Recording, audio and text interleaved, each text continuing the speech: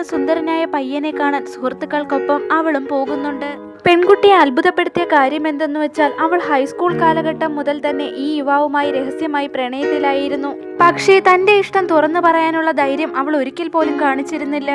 അവൾ പഠിക്കാനിരിക്കുന്ന സർവകലാശാലയിൽ തന്നെയാണ് യുവാവിനും അഡ്മിഷൻ റെഡിയായിരിക്കുന്നതെന്ന് മനസ്സിലാക്കിയ പെൺകുട്ടിക്ക് എന്തെന്നില്ലാത്ത സന്തോഷം തോന്നുന്നു.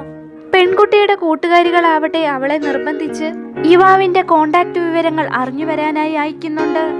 ഈ സമയത്താണ് ഒരു സീനിയർ വിദ്യാർത്ഥിനി അവനോട് ഒരു സംഭാഷണത്തിനായി അങ്ങോട്ടേക്ക് വരുന്നത്.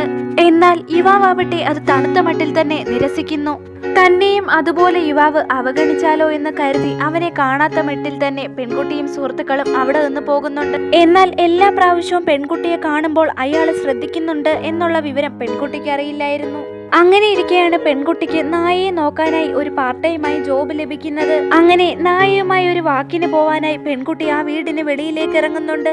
നായയുമായി നടക്കുന്ന പെൺകുട്ടിയാവട്ടെ നേരെ യുവാവിന്റെ കൺമുന്നിൽ തന്നെയാണ് ചെന്നുപെടുന്നത്.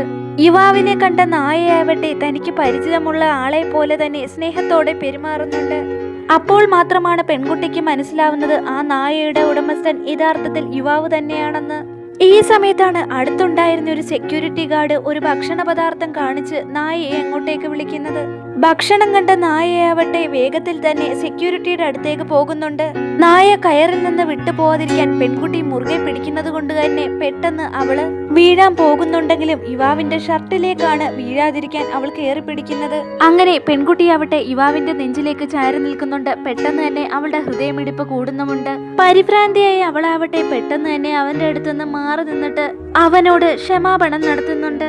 യുവാവട്ടെ ഒന്ന് ചിരിച്ചുകൊണ്ട് തന്നെ അവളുടെ അടുത്ത് ചോദിക്കുന്നുണ്ട് എന്തുകൊണ്ടാണ് അവളുടെ മുഖം ചുവന്നിരിക്കുന്നേ എന്ന്. എന്ത് പറയണമെന്ന് അറിയാതെ പെൺകുട്ടിയാവട്ടെ പരിഭ്രാന്തിയിൽ തന്നെ നായയുടെ റോപ്പ് അവനെ ഏൽപ്പിച്ചിട്ട് അവിടെ നിന്ന് ഓടിപ്പോകുന്നു. യുവാവട്ടെ ചിരിച്ചുകൊണ്ട് തന്നെ സെക്യൂരിറ്റി ഗാർഡിനോട് നന്ദി പറഞ്ഞിട്ട് അവിടെ നിന്ന് പോകുന്നുണ്ട്.